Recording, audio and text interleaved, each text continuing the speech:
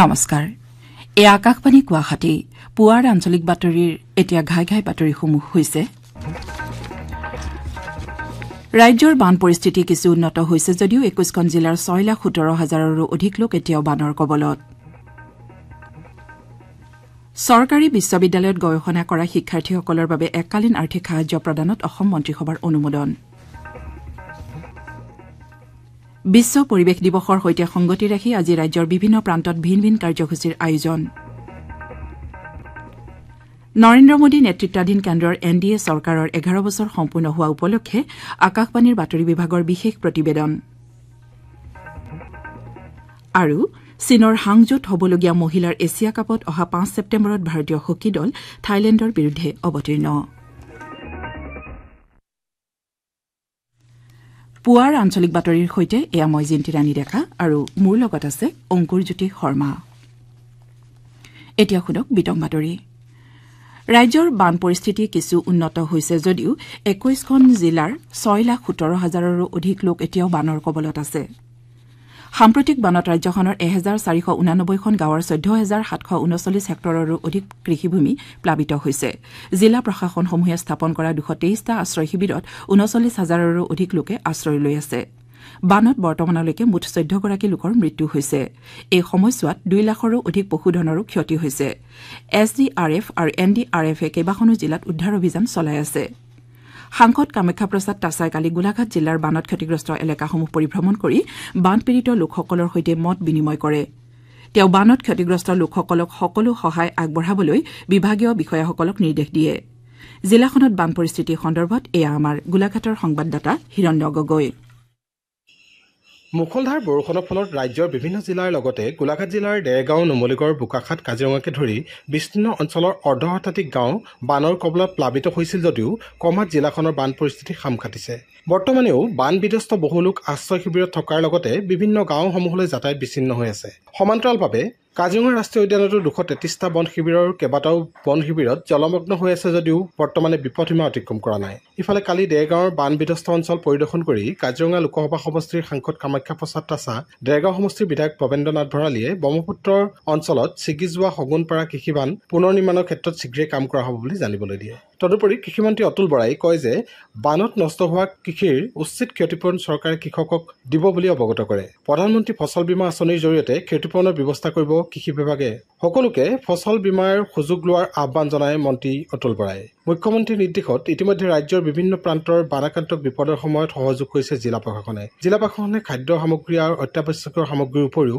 আশ্ৰয় শিবিৰ প্ৰদানৰ ক্ষেত্ৰত বিশেষ ব্যৱস্থা গ্ৰহণ কৰা পৰিলক্ষিত হৈছে বান পৰিস্থিতিৰ বুজ ল'বলৈ কংগ্ৰেছ দলৰ ৰাজ্যিক সভাপতি তথা সাংসদ গৌৰৱ গগৈয়ে কালি কাছাৰত দুদিনীয়া কাৰ্যসূচীৰে উপস্থিত হয় তেওঁ শিলচৰ শিৱবাৰী ৰোডৰ ছিংকিং জন পৰিদৰ্শন কৰি যাত্ৰাপুৰ গণিৰগ্ৰাম আৰু কাঠিগড়াৰ সিদ্ধেশ্বৰত বান পৰিস্থিতিৰ বুজ লয় তেওঁ বিভিন্ন বান শিবিৰত আশ্ৰয় লৈ থকা লোকসকলৰ সৈতেও মত বিনিময় কৰে বিগত দিনকেইটাত বৰষুণ দিয়া নাই যদিও শিলচৰ আৰু শ্ৰীভূমিৰ মাজৰ যোগাযোগ বিচ্ছিন্ন হৈ আছে বুলি আমাৰ শিলচৰৰ সংবাদদাতাই জানিবলৈ দিছে ৫ গ্ৰামৰ ছিংকিং জন হালচাপৰা আৰু কাটাচালত ৰেলপথ এতিয়াও পানীত বুৰ গৈ থকাত ৰেল যোগাযোগো ব্যাহত হৈ পৰাত লোকসকলে নাৱেৰে যাতায়াত কৰিবলগীয়া হৈছে ইপিনে নগৰাঞ্চলত হোৱা বানৰ ফলত কামৰূপ আৰু কামৰূপ মহানগৰ জিলাৰ ১৫,০০০ৰো অধিক লোক ক্ষতিৰ সন্মুখীন হৈছে প্ৰশাসনে স্থাপন কৰা দুটা আশ্ৰয় শিবিৰত ৪৬৪জন লোকে আশ্ৰয় লৈ আছে ধনশ্ৰী পাঁচনৈ আৰু ব্ৰহ্মপুত্ৰৰ জলস্তৰ বৃদ্ধি পোৱাৰ ফলত ওৰাং ৰাষ্ট্ৰীয় উদ্যানৰ প্ৰায় ৪০% অঞ্চল পানীত বুৰ গৈছে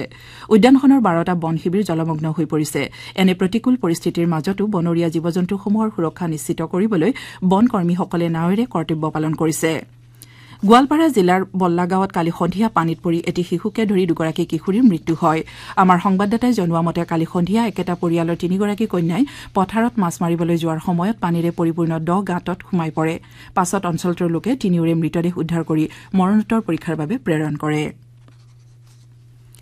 অসম মন্ত্ৰীসভাই চৰকাৰী বিশ্ববিদ্যালয়ত গৱেষণা কৰা শিক্ষাৰ্থীসকলৰ বাবে মুখ্যমন্ত্ৰীৰ জীৱন অনুপ্ৰেৰণা আঁচনিত অনুমোদন দিছে এই আঁচনিৰ অধীনত কেন্দ্ৰীয় বা ৰাজ্যিক বিশ্ববিদ্যালয়ৰ গৱেষকসকলক ২৫,০০০ টকাকৈ আৰু দিব্যাংগ গৱেষকসকলক ৪০,০০০ টকাকৈ এককালীন সাহায্য আগবঢ়োৱা হ'ব দিছপুৰত কালি অনুষ্ঠিত মন্ত্ৰীসভাৰ বৈঠকৰ পাছত মুখ্যমন্ত্ৰী ড হিমন্ত বিশ্ব শৰ্মাই এই বিষয়ে প্ৰকাশ কৰে মন্ত্ৰীসভাই ডিমা হাছাও জিলাৰ 5টা পথ ৰাষ্ট্ৰীয় ঘাইপথলৈ উন্নীত কৰাৰো সিদ্ধান্ত লয়। বান পৰিস্থিতি সুস্থিৰ হোৱাৰ পাছতে 177 কিলোমিটাৰ দৈৰ্ঘ্যৰ এই 5টা পথত ৰাষ্ট্ৰীয় ঘাইপথলৈ উন্নীত কৰাৰ কাম আৰম্ভ কৰা হ'ব। ইয়াৰ বাবে 3,875 কোটি টকাৰ অনুমোদন দিয়া হৈছে আৰু ইয়াৰে 80% ব্যয় কেন্দ্ৰীয় চৰকাৰে বহন কৰিব। বৈঠকত কনকলতা বিশ্ববিদ্যালয়ৰ নিৰ্মাণৰ বাবে 400 কোটি টকাৰ আবণ্টনত অনুমোদন জনোৱা হয়। বিশ্ববিদ্যালয়খন নিৰ্মাণৰ সময়ত ভূমি অধিগ্ৰহণ কৰা পৰিয়ালসমূহৰ সদস্যক বিশ্ববিদ্যালয়ৰ চৌহদত স্থায়ী সংস্থাপন দিয়া হ'ব বুলি মুখ্যমন্ত্ৰী ডক্টৰ শৰ্মাই উল্লেখ কৰে। কেবিনেটে প্ৰায় 400 কোটি টকা ব্যয়েৰে শ্বহীদ কনকলতা বিশ্ববিদ্যালয় নিৰ্মাণৰ বাবে মঞ্জুৰি কৰে আৰু এই বিশ্ববিদ্যালয়খন আমাৰ গহপুৰৰ ভোলাগুৰি চাহ বাগিচাত হ'ব। বিশ্ববিদ্যালয়খন নিৰ্মাণ কৰিবলৈ যাওঁতে যিসকল চাহ জনগোষ্ঠীৰ লোকৰ মাটি বাৰী আমি ল'ব লাগিব, তেওঁলোকক বিশ্ববিদ্যালয়ে চৌহদতে স্থায়ী মাটি বাৰী আবণ্টন কৰা হ'ব। বিশ্ববিদ্যালয়ৰ চতুৰ্থ আৰু তৃতীয় বৰ্গৰ পদত তেওঁলোকক অগ্ৰাধিকাৰ দিয়া হ'ব আৰু তেওঁলোকক VRS ভলেণ্টিয়াৰী যিটো ৰিটায়াৰমেণ্ট বুলি কয়, সেই সম্পূৰ্ণ তেওঁলোকক VRSৰ বাবে প্ৰাপ্য মজুৰি দিয়া হ'ব। এই বিষয়ে মই ইতিমধ্যে তেখেতসকলৰ লগত কথা পাতিছিলো আৰু তেখেতসকলেও সম্পূৰ্ণ আনন্দৰে সন্মতি প্ৰকাশ কৰিছে। আজি বিশ্ব পৰিৱেশ দিৱস। পৃথিৱী আৰু প্ৰকৃতিৰ সুৰক্ষাৰ হকে ইতিবাচক পৰিৱেশিক কাৰ্যসূচী গ্ৰহণৰ ক্ষেত্ৰত সমগ্ৰ বিশ্বতে সজাগতা বৃদ্ধিৰ লক্ষ্যৰে প্ৰতিবছৰে 5 জুনত এই দিৱস পালন কৰা হয়। এই বছৰৰ বিশ্ব পৰিৱেশ দিৱসৰ বিষয়বস্তু হৈছে প্লাষ্টিক প্ৰদূষণ ৰোধ কৰা। বিশ্ব পৰিৱেশ দিৱস উপলক্ষে কেন্দ্ৰীয় গৃহ নিৰ্মাণ আৰু নগৰ পৰিক্ৰমা মন্ত্ৰালয়ৰ উদ্যোগত আজি দেশজুৰি গছপুলি ৰোপণ কাৰ্যসূচী আয়োজন কৰা হৈছে। অসমতো অটল নগৰীয়া উজ্জীৱিতকৰণ আৰু ৰূপান্তৰকৰণ অভিযান অৰ্থাৎ অমৃত আৰু ৰাষ্ট্ৰীয় নগৰীয়া জীৱিকা অভিযানৰ অধীনত কাৰ্যসূচী অনুষ্ঠিত হৈছে।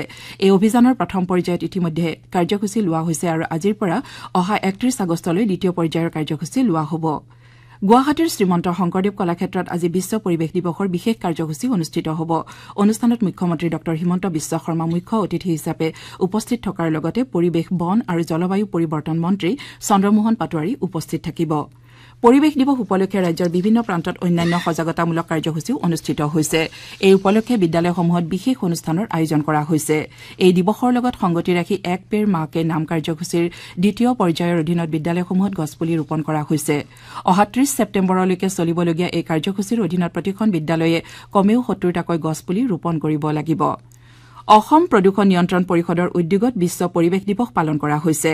প্লাষ্টিক আৱৰ্জনাৰ সুব্যৱস্থাপনা নিশ্চিতকৰণৰ দিশত অসম প্ৰদূষণ নিয়ন্ত্ৰণ পৰিষদে গুৱাহাটী বিশ্ববিদ্যালয়, ডিব্ৰুগড় বিশ্ববিদ্যালয়, বিশ্বনাথ মহাবিদ্যালয়, ধেমাজি মহাবিদ্যালয়, টিহু মহাবিদ্যালয়, BHB মহাবিদ্যালয় আৰু অইল ইণ্ডিয়াকে ধৰি কেইবাখনো মহাবিদ্যালয় আৰু বেচৰকাৰী প্ৰতিষ্ঠানৰ সৈতে জনসজাগতামূলক কাৰ্যসূচী ৰূপায়ণ কৰি আহিছে।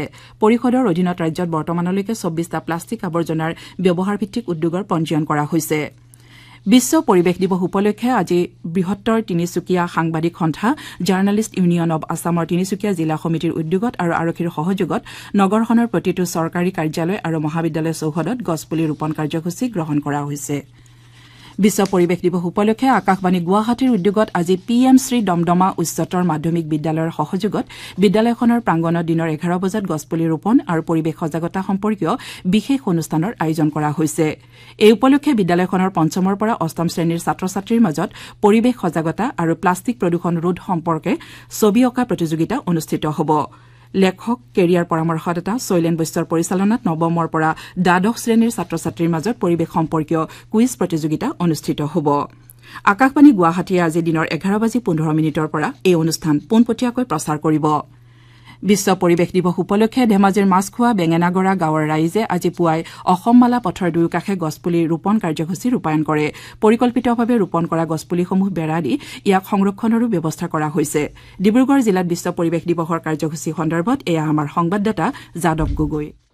আজি বিশ্ব পৰিৱেশ দিৱস। জনসাধাৰণৰ মাজত এক সুস্থিৰ পৰিৱেশ ৰক্ষা কৰাৰ উদ্দেশ্যে এই দিৱস পালন কৰা হয়। বিশ্বৰ বিভিন্ন প্ৰান্তৰ দৰে ৰাজ্যখনৰ দ্বিতীয় ৰাজধানী ডিব্ৰুগড় জিলাতো বিভিন্ন কাৰ্যসূচীৰে আজি বিশ্ব পৰিৱেশ দিৱস পালন কৰিছে। প্লাষ্টিক প্ৰদূষণৰ ৰোধৰ ক্ষেত্ৰত জনসাধাৰণক সজাগ কৰি তোলাই হ'ল এইবাৰৰ পৰিৱেশ দিৱসৰ মূল মন্ত্ৰ। বিশ্ব পৰিৱেশ দিৱসৰ উপলক্ষে ডিব্ৰুগড় জিলা আটাইবোৰ শিক্ষানুষ্ঠানৰ লগতে দল সংগঠন অনুষ্ঠান প্ৰতিষ্ঠানে আজি বিভিন্ন কাৰ্যসূচীয়ে এই পৰিৱেশ দিৱস উদযাপন কৰিছে। গছপুলি ৰোপণ, পৰিৱেশ সংৰক্ষণৰ বাবে সজাগ কৰি তুলিবলৈ সজাগতামূলক সভা অনুষ্ঠিত কৰিছে। ডিব্ৰুগড়ৰ এখন আগশাৰী শিক্ষানুষ্ঠান স্বায়ত্তশাসিত কানৈ মহাবিদ্যালয়ত এইবাৰ পৰিৱেশ দিৱস এক ব্যতিক্ৰমী কাৰ্যসূচীয়ে ৰূপায়ণ কৰি প্ৰধানমন্ত্ৰী নৰেন্দ্ৰ মোদী নেতৃত্বাধীন কেন্দ্ৰৰ NDA চৰকাৰে 11 বছৰ সম্পূৰ্ণ কৰিবলৈ লৈছে। সেৱা, সুশাসন আৰু গৰীব কল্যাণৰ লক্ষ্যৰে অনুপ্ৰাণিত হৈ ভাৰতে বিগত দশকত উল্লেখনীয় ৰূপান্তৰ সাধন কৰিছে। আকাশবাণীৰ বাতৰি বিভাগৰ দ্বাৰা প্ৰধানমন্ত্ৰী নৰেন্দ্ৰ মোদী নেতৃত্বাধীন কেন্দ্ৰীয় চৰকাৰে যোৱা 11টা বছৰত গ্ৰহণ কৰা পদক্ষেপ সন্দৰ্ভত আলোকপাত কৰিবলৈ প্ৰয়াস কৰা হৈছে। আজি দেশৰ ভৱিষ্যৎ প্ৰজন্মৰ উত্তৰণৰ মূল চাবিকাঠি শিক্ষা আৰু ক্ৰীড়া সন্দৰ্ভত আলোকপাত কৰিবলৈ বিচৰা হৈছে। ভাৰত এনে এখন দেশ য'ত মুঠ জনসংখ্যাৰ 2/3 35 বছৰ অনুৰ্ধ আৰু যুৱ প্ৰজন্মই ভাৰতৰ ভৱিষ্যৎ নিৰ্ণায়ক হ'ব। কেন্দ্ৰীয় চৰকাৰে এই নতুন প্ৰজন্মৰ সৰ্বাংগীন উন্নয়নৰ বাবে শিক্ষা আৰু ক্ৰীড়াৰ মাধ্যমেৰে ভেটি নিৰ্মাণৰ প্ৰয়াস কৰিছে। 2020 চনৰ ৰাষ্ট্ৰীয় শিক্ষানীতিৰ অধীনত চৰকাৰে 2030 চনৰ ভিতৰত প্ৰাক বিশ্ববিদ্যালয়ৰ পৰা মাধ্যমিক পৰ্যায়লৈকে 100% ছাত্ৰ-ছাত্ৰীৰ নামভৰ্তি নিশ্চিত কৰাৰ লক্ষ্য লোৱা হৈছে। একেদৰে 2035 চনৰ ভিতৰত উচ্চ শিক্ষাত কমেও 50% ছাত্ৰ-ছাত্ৰীৰ পঞ্জীয়নৰ লক্ষ্য স্থিৰ কৰা হৈছে। 2014 চনৰ পৰা IIT, IIM, এইমছকে ধৰি বিভিন্ন উচ্চ শিক্ষানুষ্ঠানৰ সংখ্যা পূৰ্বৰ 51,000ৰ পৰা 70,000লৈ বৃদ্ধি পাইছে। PM-শ্ৰী যোজনাৰ অধীনত গুণগত মানসম্পন্ন শিক্ষা প্ৰদানৰ লক্ষ্যৰে 14,500খন বিদ্যালয় উন্নীতকৰণ কৰা হৈছে। মুখ্যমন্ত্ৰী ডঃ হিমন্ত বিশ্ব শৰ্মাই উত্তৰ গুৱাহাটীত আজি লাভলীনা বক্সিং একাডেমী উদ্বোধন কৰিব। আন্তঃৰাষ্ট্ৰীয় বক্সিং খেলুৱৈ তথা অলিম্পিকত পদক লাভ কৰোতা লাভলীনা বৰগোহাঁইৰ উদ্যোগত এই বক্সিং একাডেমীখন স্থাপন কৰা হৈছে। আপোনালোকৰ বাবে তেওঁলোকৰ কণ্ঠ হয়তো সুপৰিচিত, কিন্তু আকাশবাণীৰ বাতৰি কক্ষৰ বাহিৰতো তেওঁলোকৰ এটা নিজস্ব পৰিচয় আছে। এনে কেইগৰাকীমান বাতৰি পঢ়োতাৰ ভিন্ন পৰিচয় আগবঢ়োৱা হ'ব আকাশবাণী গুৱাহাটী কেন্দ্ৰৰ বাতৰি বিভাগৰ অহা 7 জুনৰ নিশা 8:02 দৃষ্টিপাত অনুষ্ঠানত। আকাশবাণী বাতৰি বিভাগৰ মুৰব্বী ৰাজীৱ লোচন বৰঠাকুৰৰ সৈতে এই অনুষ্ঠানত অন্তৰংগ আলাপত ভাগ ল'ব আকাশবাণী গুৱাহাটীৰ 3গৰাকী বাতৰি পৰিৱেশিকাই। চীনৰ হাংজত হ'বলগীয়া মহিলাৰ এছিয়া কাপত অহা 5 ছেপ্টেম্বৰত ভাৰতীয় হকী দল থাইলেণ্ডৰ বিৰুদ্ধে অৱতীৰ্ণ হ'ব। প্ৰতিযোগিতাত জাপান, থাইলেণ্ড আৰু ছিংগাপুৰৰ সৈতে ভাৰত পুল বিত আছে। যোৱাবাৰৰ প্ৰতিযোগিতাত ব্ৰঞ্জৰ পদক জয় কৰা ভাৰতে এইবাৰৰ খিতাপ জয়ৰ যুঁজত অৱতীৰ্ণ হ'ব। শ্ৰোতাসকলে বাতৰি শুনিছে আকাশবাণী গুৱাহাটী কেন্দ্ৰৰ পৰা। এতিয়া শুনক আজি গুৱাহাটীৰ পৰা প্ৰকাশিত দৈনিক কাকতসমূহৰ প্ৰথম পৃষ্ঠাৰ বাতৰিৰ শিৰোনাম অংকুৰজ্যোতি শৰ্মাৰ পৰা। কৰ্ণাটকৰ বেংগালুৰুত সদ্য সমাপ্ত IPLৰ বিজয়ী দল ৰয়েল চেলেঞ্জাৰ্ছ বেংগালুৰুৰ বিজয় উৎসৱত কালি পদপিষ্ট হৈ 11জন লোক নিহত আৰু বহুকেইজন লোক আহত হয়। এই বাতৰিটো গুৱাহাটীৰ পৰা আজি প্ৰকাশিত প্ৰায় আটাইকেইখন কাকতে প্ৰথম পৃষ্ঠাত আলোকচিত্ৰসহ প্ৰকাশ কৰিছে। জাতিভিত্তিক তথ্য সামৰি দেশৰ পৰৱৰ্তী লোকপিয়ল 2027 চনৰ 1 মাৰ্চৰ পৰা আৰম্ভ হ'ব। এই বাতৰিটো প্ৰায় আটাইকেইখন কাকতে গুৰুত্ব সহকাৰে প্ৰথম পৃষ্ঠাত স্থান দিছে। কালি অনুষ্ঠিত ৰাজ্যিক মন্ত্ৰীসভাৰ বৈঠকত গ্ৰহণ কৰা সিদ্ধান্তসমূহ প্ৰায় আটাইকেইখন কাকতে প্ৰথম পৃষ্ঠাত প্ৰকাশ কৰিছে। ভাৰতৰ বিৰোধিতা সত্ত্বেও এছিয়ান ডেভেলপমেণ্ট বেংকৰ পৰা পাকিস্তানে 6,000 কোটি টকাৰ সাহায্য লাভ কৰিব। এই বাতৰিটো আমাৰ অসম কাকতে প্ৰথম পৃষ্ঠাত স্থান দিছে। ট্ৰাম্পৰ কঠোৰ নীতিত অসন্তুষ্ট হৈ দলে দলে বিজ্ঞানীয়ে আমেৰিকা এৰিছে। এই বাতৰিটো দৈনিক জনভূমি কাকতে প্ৰথম পৃষ্ঠাত প্ৰকাশ কৰিছে। এতিয়া পুনৰ বাতৰিৰ মাজলৈ। ধন্যবাদ অংকুৰজ্যোতি। বতৰৰ বতৰা। স্থানীয় বতৰৰ আগলি বতৰা অনুসৰি অহা 24 ঘণ্টাত গুৱাহাটী আৰু ইয়াৰ উপকণ্ঠ অঞ্চলত বতৰ আংশিকভাৱে ডাৱৰীয়া হৈ থকাৰ লগতে 2-এজাক পাতলীয়া বৰষুণ হোৱাৰ সম্ভাৱনা আছে। আজি গুৱাহাটীৰ তাপমাত্ৰা সৰ্বোচ্চ 28.1 ডিগ্ৰী চেলছিয়াছ আৰু সৰ্বনিম্ন তাপমাত্ৰা 25 ডিগ্ৰী চেলছিয়াছ হ'ব পাৰে বুলি বৰঝাৰৰ আঞ্চলিক বতৰ বিজ্ঞান কেন্দ্ৰই আগজাননী দিছে। এই সময়ছোৱাত অৰুণাচল প্ৰদেশ, অসম, মণিপুৰ, মিজোৰাম, ত্ৰিপুৰা, নাগালেণ্ড আৰু মেঘালয়ৰ ঠাই বিশেষে পাতলীয়াৰ পৰা মজলীয়া বৰষুণ হোৱাৰ সম্ভাৱনা আছে বুলি বতৰ বিজ্ঞান কেন্দ্ৰই আগলি বতৰা দিছে। গুৱাহাটীৰ ছাৰ্ভে নিবাসী তথা অৰুণাচল প্ৰদেশ চৰকাৰৰ উদ্যোগ বিভাগৰ অৱসৰপ্ৰাপ্ত সহকাৰী সঞ্চালক পৱন চাংকাগতিৰ যোৱা নিশা এখন ব্যক্তিগত চিকিৎসালয়ত দেহাৱসান ঘটে। মৃত্যুৰ সময়ত তেওঁৰ বয়স হৈছিল 84 বছৰ। বাতৰি শেষ কৰাৰ পূৰ্বে ঘাই ঘাই বাতৰিসমূহ আকৌ এবাৰ। ৰাজ্যৰ বান পৰিস্থিতি কিছু উন্নত হৈছে যদিও 21খন জিলাৰ 6,17,000ৰো অধিক লোক এতিয়াও বানৰ কবলত। বিশ্ব পৰিৱেশ দিৱসৰ সৈতে সংগতি ৰাখি আজি ৰাজ্যৰ বিভিন্ন প্ৰান্তত ভিন ভিন কাৰ্যসূচীৰ আয়োজন। নৰেন্দ্ৰ মোদী নেতৃত্বাধীন কেন্দ্ৰৰ NDA চৰকাৰৰ 11 বছৰ সম্পূৰ্ণ হোৱা উপলক্ষে আকাশবাণীৰ বাতৰি বিভাগৰ বিশেষ প্ৰতিবেদন। আৰু চীনৰ হাংজত হ'বলগীয়া মহিলাৰ এছিয়া কাপত অহা 5 ছেপ্টেম্বৰত ভাৰতীয় হকী দল থাইলেণ্ডৰ বিৰুদ্ধে অৱতীৰ্ণ। পুৱাৰ আঞ্চলিক বাতৰি ইমানেই। খন্তেক পাছতে জিলাৰ ৰেহৰূপ আৰু দিনৰ 11 বজাত মুখ্য বাতৰি শুনিবলৈ পাব।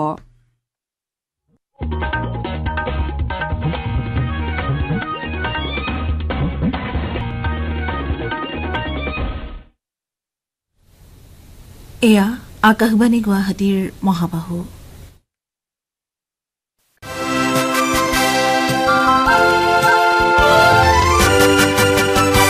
জিলাৰ ৰেহৰূপ। নমস্কাৰ শ্ৰোতাসকল, জিলাৰ ৰেহৰূপত আজি লৈ আহিছো শ্ৰীভূমি জিলাৰ ৰেহৰূপ। আজি আমাৰ সৈতে আছে শ্ৰীভূমিৰ পৰা আমাৰ সংবাদদাতা জাকাৰিয়া ৰহমান। নেৰানেপেৰা বৰষুণৰ ফলত শ্ৰীভূমি জিলাৰ বিস্তীৰ্ণ অঞ্চল বছৰটোৰ প্ৰথমটো বানপানীত বুৰ গৈছে। জিলাখনৰ বান পৰিস্থিতি সন্দৰ্ভত বিতংভাৱে আমাৰ শ্ৰীভূমিৰ সংবাদদাতাৰ পৰা শুনো আহক। শ্ৰীভূমি জিলাৰ বৰাক নদীৰ সমান্তৰালকৈ জিলাখনৰ মূল নদী লংগাই, চিংলা আৰু কুছিয়াৰা নদীৰ পানী বিপদসীমাৰ ওপৰেৰে বৈ গৈছে। কান্দিগ্ৰামৰ মাতাউৰি ভংগৰ ফলত কান্দিগ্ৰাম অঞ্চলত বানপানীৰ সৃষ্টি হৈছে। চিংলা নদীৰ পূব পাৰত পেনচালা, পাতিয়ালা, আনিপুৰ বস্তি, চালানা, ৰেনাটুক, বাংলাটিলা ইত্যাদি অঞ্চলৰ লগতে দুৰ্লভচৰা, মাকমচৰা, বিদ্যানগৰ আদি গাঁওসমূহ বানৰ কবলত পৰিছে। বানপানীৰ বিৰুদ্ধে যুঁজিবলৈ বিভিন্ন স্থানত নদীৰ মাতাউৰি মেৰামতিৰ কাম চলি আছে।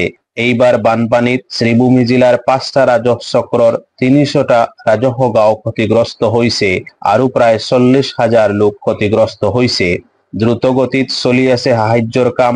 মানুহক সাহায্য সামগ্ৰী, চাউল, দালি, জীৱ-জন্তুৰ বাবে খাদ্য, গৰম খাদ্য, শিশুৰ বাবে কেঁচুৱাৰ খাদ্য, চিকিৎসা শিবিৰ আদিৰ ব্যৱস্থা কৰা হৈছে।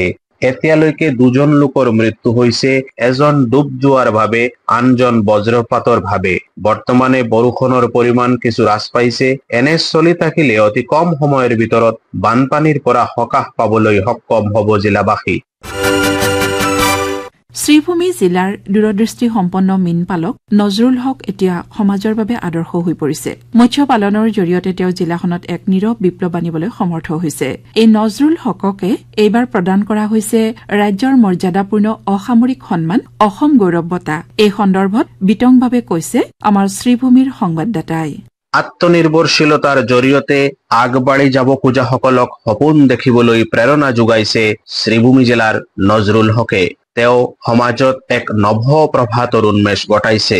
ৰাজ্যৰ 3য় সৰ্বোচ্চ অসামৰিক সন্মান অসম গৌৰৱ বঁটা এইবাৰ আগবঢ়োৱা হৈছে মুঠ 15 গৰাকী ব্যক্তিলৈ। অসম গৌৰৱ বঁটা প্ৰাপকসকলৰ ভিতৰত আছে শ্ৰীভূমি জিলাৰ নজৰুল হক। মীন পালনেৰে স্বাৱলম্বী হোৱা শ্ৰীভূমি জিলাৰ নজৰুল হক অজস্ৰজনৰ ভাৱে আদৰ্শ হৈ পৰিছে। এই সন্মানেৰে তেওঁ প্ৰমাণ কৰি দিলে যে শিক্ষিত হৈ চাকৰিৰ পিছত দৌৰি টকাৰ সলনি নিষ্ঠা আৰু সত্যতাৰে ব্যৱসায় আৰম্ভ কৰিলে আৰ্থিকভাৱে স্বাৱলম্বী হ'ব পাৰি। বদৰপুৰ চহৰৰ পৰা প্ৰায় 5 কিলোমিটাৰ নীলগড় আলেখাৰগুলৰ বাসিন্দা নজৰুল হকে চৰকাৰী চাকৰিৰ বাবে সময় নষ্ট নকৰাকৈ স্নাতক ডিগ্ৰী পাছ কৰাৰ লগে লগে মাছ উৎপাদনৰ উদ্যোগত নামি পৰে। ঘৰৰ আৰ্থিক অৱস্থাও তেনে ভাল নাছিল, কিন্তু সৰুৰে পৰাও তেওঁৰ কিবা এটা কৰি দেখুৱাবৰ সপোন আছিল। জনা যায় যে তেওঁ প্ৰথমতে মাছৰ ব্যৱসায় কৰিবলৈ 10,000 টকাৰ এটা ঋণ লৈছিল আৰু সেইটোৰ ভালদৰে ব্যৱহাৰ কৰি সময়মতে উভতাই দিছিল। তাৰ পৰাই তেওঁৰ জীৱনৰ বাট মুকলি হয়। শ্ৰীভূমি জিলাৰ উত্তৰ কৰিমগঞ্জ বিধানসভা সমষ্টিৰ অন্তৰ্গত নাহৰপুৰত বৰাক নদীৰ ওপৰেৰে ভাৰতমালা প্ৰকল্পৰ অধীনত 4 লেনযুক্ত বদৰপুৰ পঞ্চগ্ৰাম বাইপাছ নিৰ্মাণৰ কাম পূৰ্ণগতিত চলি আছে। এই কামৰ অগ্ৰগতিৰ বিষয়ে অধিক শুনো আহক আমাৰ সংবাদদাতাৰ পৰা। ভাৰত চৰকাৰৰ পথ পৰিবহণ আৰু ঘাইপথ মন্ত্ৰণালয়ৰ ভাৰতমালা প্ৰকল্পৰ অধীনত শ্ৰীভূমি জিলাৰ মালুৱাত অভাৰব্ৰিজৰ কাম পূৰ্ণগতিত চলি আছে। বৰাক নদীৰ ওপৰত নিৰ্মিত এই বাইপাছ অভাৰব্ৰিজে কাছাৰ জিলাৰ কাটিগড়াক শ্ৰীভূমি জিলাৰ মালুৱাৰ সৈতে সংযোগ কৰিব। এই অভাৰব্ৰিজৰ কাম সম্পূৰ্ণ হলে নদীৰ দুয়োপাৰে বসবাস কৰা লোকসকলৰ মাজত যোগাযোগৰ সুবিধা হ'ব। অঞ্চলটোত যান-জঁট সমস্যা হ্ৰাস কৰাৰ লগতে পথ সুৰক্ষাৰ উন্নতি সাধন হ'ব। তদুপৰি বদৰপুৰ চহৰৰ যান-জঁটৰ সমস্যা সামগ্ৰিক পৰিস্থিতিৰ তুলনাত যথেষ্ট পৰিমাণে হ্ৰাস পাব। বিশেষকৈ মালবাহী ট্ৰাক যাতায়াতত এই দলংগে বিশেষ ভূমিকা পালন কৰিব। জিলাৰ ৰেহৰূপ শুনিলে কাইলৈ এই একে সময়তে লৈ আহিম আন এখন জিলাৰ ৰেহৰূপ। নমস্কাৰ।